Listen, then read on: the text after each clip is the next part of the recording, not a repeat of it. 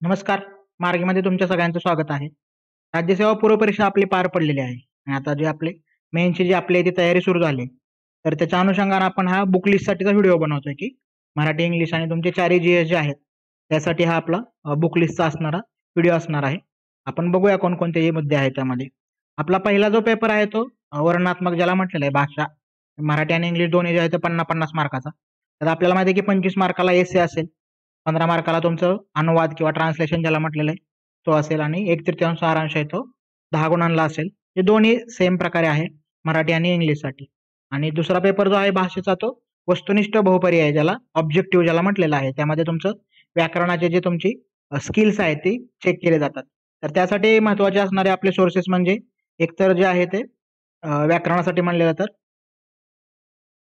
मराठी व्याकरण मोरा वाळिंबे जे आहे, तर ते आपल्याला त्या ठिकाणी सगळ्यात महत्त्वाचं आपल्याला पाहायला मिळतं, की मोरा वाळिंबे यांचं जे पुस्तक आहे ते अतिशय म्हणजे शालेय लेव्हलपासून जसं शासकीय शालेय लेव्हलला ज्या प्रकारचं मराठी सुगम मराठी व्याकरण ज्याला म्हटलं जातं, ते सोप्या भाषेत त्या ठिकाणी दिलेलं आहे. दुसरं महत्त्वाचं पुस्तक म्हणजे आपल्याला निबंधांजली म्हणजे आहे ते, की यु. पठाण यांनी लिहिलेलं जे पुस्तक आहे ते निबंधाची सैद्धांतिक चर्चा ज्यामध्ये अतिशय महत्त्वपूर्ण आपल्यासाठी असणारे आहे, की 25 मार्काचे 2 आपल्याला पाहायला मिळतात मराठी आणि इंग्लिश. तर दोन्ही आपल्याला एसएसाठी ती चर्चा महत्त्वाची आहे. इंग्लिशमध्ये म्हणलं तर ग्रामरची तयारी जी म्हटलं तर आपलं पाल अँड सूर्य हे महत्त्वाचं पुस्तक आहे. हे का महत्त्वाचं आहे तर एकंदरीत त्यामध्ये आपल्याला असं लक्षात येतं की दोन्ही प्रकारचे म्हणजे उदाहरणं जे आहे ते आहे अशा आपल्याला म्हणजे एमपीएससी तो सोर्स वापरते असं आपल्याला म्हणता येतं. जर आपण आपले जुने जर पेपर बघितले तर ते महत्त्वाचा असणारा तो एक सोर्स आहे. त्यानंतर आपलं इंग्लिश ग्रामरसाठी दुसरं एक महत्त्वाचं पुस्तक म्हणजे रेन अँड मार्टिन हे अतिशय स्टँडर्ड असं स्वरूपाचं बुक आहे जे की कॉम्प्रेन्शनसाठी रीडिंग कॉम्प्रेन्शनसाठी देखील आपल्याला महत्त्वाचं आहे. म्हणजे एकूण आपलं भाषांतराचं स्किल वाढवावं आणि आपलं 1/3 सारांश ज्याला लिहिता येतो, तो त्यासाठी देखील तो अतिशय महत्त्वाचं असणारं असं पुस्तक आहे. आपलं पहिले पुढचे मुद्दे बघूया आपण ज्यामध्ये GS1 ची जी तयारी आहे, GS1 साठी कोणकोणते सोर्सेस आपण पाहता येतील. तर आपल्याला माहिती आहे की यामध्ये इतिहास, भूगोल आणि कृषी हे 3 महत्त्वाचे घटक आहेत. 150 गुणांसाठी आपल्याला 150 प्रश्न असतील आणि 2 तासाचा वेळ असेल. तर आधुनिक भारताचा इतिहास हे आपल्याला असं पाहता येईल की इंग्लिश आणि मराठी दोन्हीमध्ये आपल्याला ते उपलब्ध असणारं पुस्तक आहे. ग्रोव्हर, BL ग्रोव्हर अँड ग्रोव्हर ज्याला म्हणता येईल. त्यानंतर आधुनिक भारताचा इतिहास हे जावडेकरांचं पुस्तक देखील महत्त्वाचं आहे आपल्यासाठी सोर्सेसच्या पातळीवर. त्यानंतर स्पेक्ट्रम आहे मॉडर्न इंडिया त्यांची आता नवीन एडिशन आली आहे ती ॲडिशन आहे अजून खूप म्हणजे स्पेक्ट्रम हे साधारणतः बिपिन चंद्र आणि ग्रोव्हर यांचं बरंचसं एकत्र म्हणजे गाईड स्वरूपाचं असं असणारं ते पुस्तक आहे.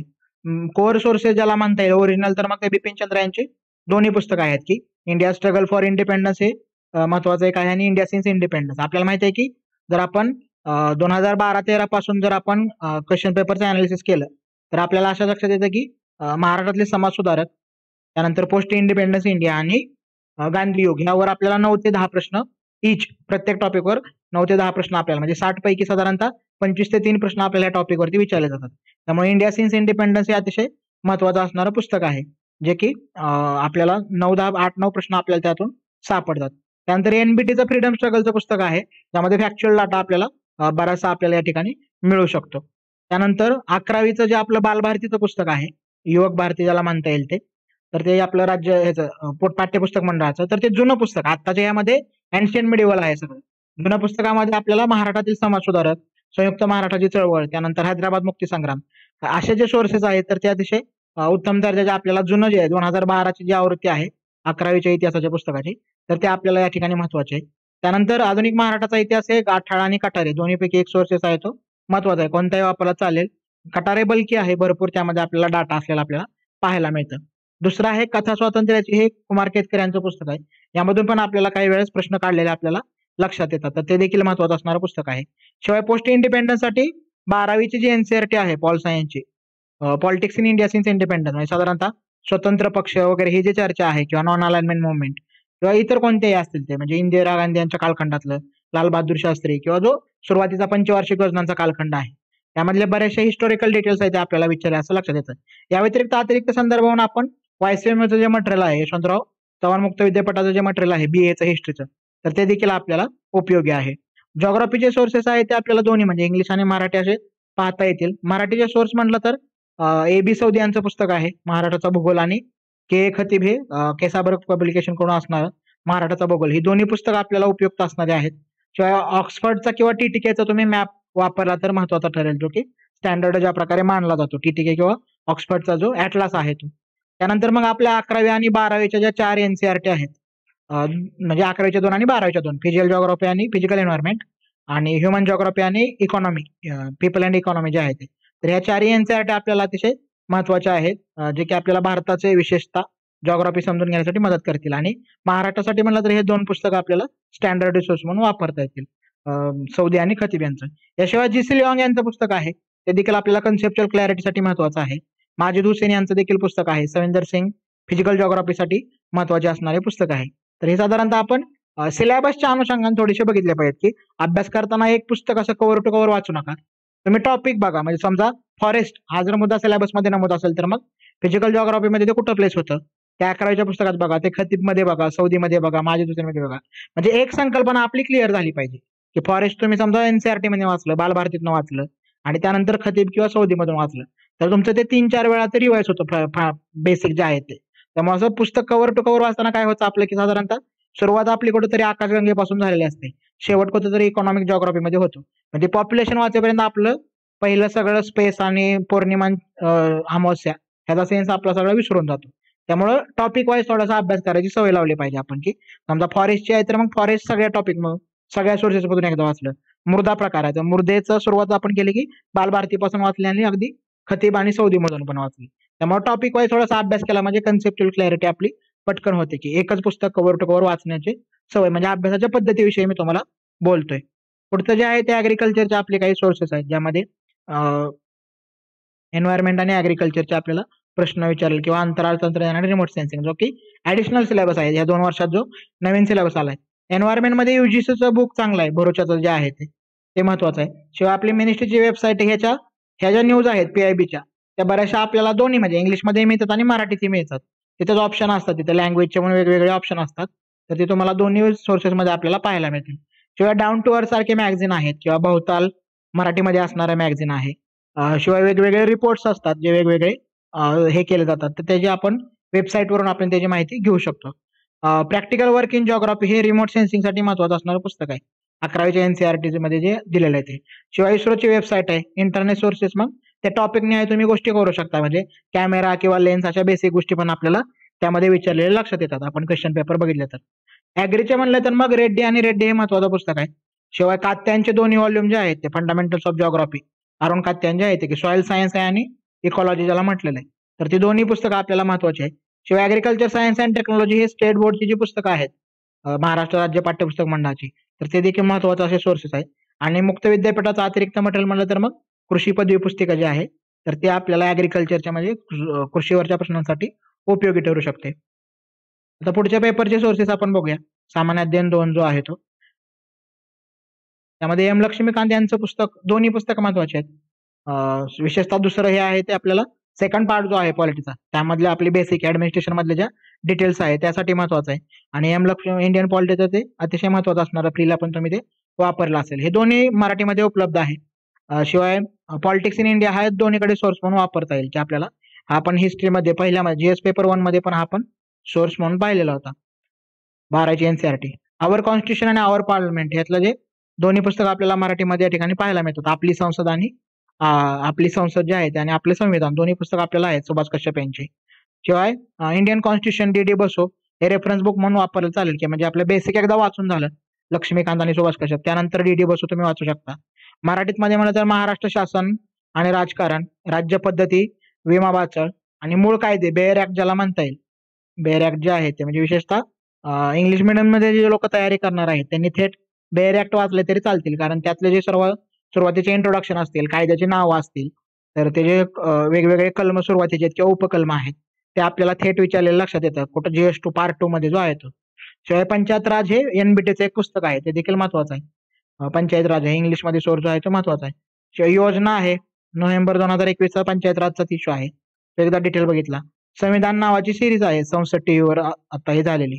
पूर्वीचा जो राज्यसभा टीव्ही होता तो आता संसद टीव्ही म्हणून आहे, युट्यूबवरती आपल्याला हे उपलब्ध आहे. संविधान नावाची सिरीज जी आहे ती, तर ती महत्वाची आहे आपल्यासाठी, की संविधान कसं बनलं त्याच्या फॅक्च्युअल डिटेलसाठी. वेबसाईट म्हणलं तर मग पंचायत राज मिनिस्ट्री आहे, इलेक्शन कमिशन आहे, यशदा आहे, यशदाचं काय मॅगझिनचं मटेरियल असणार, प्रसार भारती आहे. PIB काय आपल्याला सगळ्या PIBच्या न्यूज आहेत त्या मराठीमध्ये पण उपलब्ध आहेत. त्यामुळे जे लोक मराठीमधून तयारी करतात त्यांना फारशी अडचण येणार नाही या ठिकाणी. इंटरनेटचे सोर्सेस आपल्याला वापरता येतील. इंडिया इयरबुक मधले टॉपिक्स आहेत ते साधारणतः आपण सिलेबस सोबत घेऊन बसलं तर ते जास्त लक्षात येईल की सिलेबस सोबत घेऊन बसा आणि महत्वाचे टॉपिक्स मार्क करून त्यातनं तेवढं रिव्हिजन केलं तरी चालेल.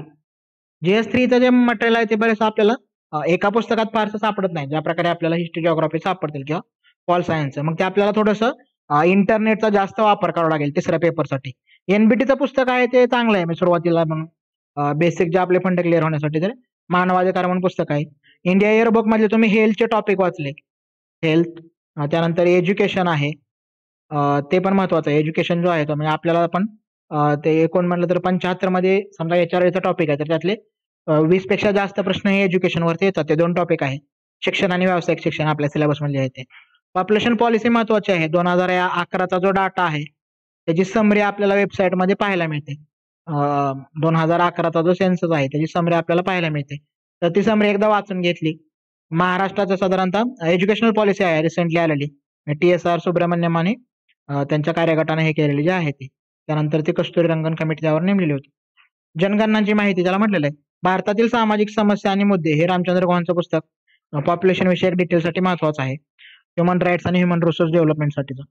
त्यानंतर पुढे म्हणलं तर मग आपल्याला हे साधारणतः इंटरनेटवरचे सोर्सेस आपल्याला पाहावे लागतील. यामध्ये ministry of HRD, ministry of health and family welfare, panchayat Raj, youth affairs, sports, human child development, tribal affairs, social justice आणि ह्युमन राईटचं जे आपला आयोग आहे तो मानवाधिकार आयोग, त्याच्या वेबसाईटवरनं साधारणतः आपल्याला ह्याच्या डिटेल्स सगळ्या मिळून जातील. शिवाय हे जे घटक आहेत आपले सिलेबस मधले कुठले समजा पॉप्युलेशन झालं किंवा ह्युमन राईटच्या डिटेल बद्दल काय झालं, मानवी हक्कांबाबत जे आहे ते, शिवाय एज्युकेशन आहे, हेल्थ आहे आणि ग्रामविकास आहे. तर ह्याचं करंट मध्ये जे काय मटेरियल येईल ते कंटिन्यू आपण वाचलं पाहिजे. करंट मधलं मटेरियल जे आहे ते कोणत्याही मॅगझिन तुम्ही वापर करत असाल ते किंवा न्यूजपेपरचं जे रिडिंग आहे ते. चौथ्या पेपरमध्ये आपल्याला अर्थव्यवस्था आणि कृषी हा परत म्हणजे पहिल्या आणि चौथ्यामध्ये थोडासा आपल्याला काही कॉमन डाटा त्या ठिकाणी दिसतो इकॉनॉमीच्या अनुषंगाने, आणि तंत्रज्ञान. त्यामध्ये मराठीमध्ये सोर्सेस म्हणलं तर मग भारतीय अर्थशास्त्र हे देसाई बालेराव, हे सगळ्या संकल्पना व्यवस्थित होण्यासाठी एकदम बेसिक पासून झिरोतून सुरुवात करण्यासाठी चांगलं पुस्तक आहे. त्यानंतर भोसले काटे हा देखील मराठीमधला महत्वाचा सोर्स आहे. इंग्लिशमध्ये म्हणलं तर ही तिन्ही पुस्तकं आहेत, त्यातली 2 इंग्लिशमध्ये उपलब्ध आहेत की संजीव वर्मा उपलब्ध आहे आणि रमेश सिंग, हे दोन्ही मराठीमध्ये उपलब्ध आहेत. महाराष्ट्राची भारताची आर्थिक पाहणी आणि संकल्प, हे कालचं समजा बजेट काल आणि परवाचा सर्वे, या दोन्ही गोष्टी आहेत ह्या महाराष्ट्र आणि इंडिया दोन्ही पातळीवर आपल्याला त्याचे नोट्स काढून आपल्याला महत्वाचे असतील. विशेषतः महाराष्ट्राची आर्थिक पाहणी आणि महाराष्ट्राचे अहवाल जो आहे तो बजेट जे आहे तो, तर हे 2 महत्वाचे घटक आहेत. या आर्थिक पाहणी अहवालात आपल्याला जिल्हा वाईज, विभाग वाईज म्हणजे अमरावती विभाग, पुणे विभाग, त्यानंतर मुंबई कोकण विभाग ज्याला म्हटलेला आहे, असं विभाग वाईज आपल्याला डाटा आपल्याला पाहायला मिळतो. शिवाय वेगवेगळ्या स्कीम्स असतात ज्या तिसऱ्या पेपरमध्ये विशेषतः जास्त उपयोगी आहे.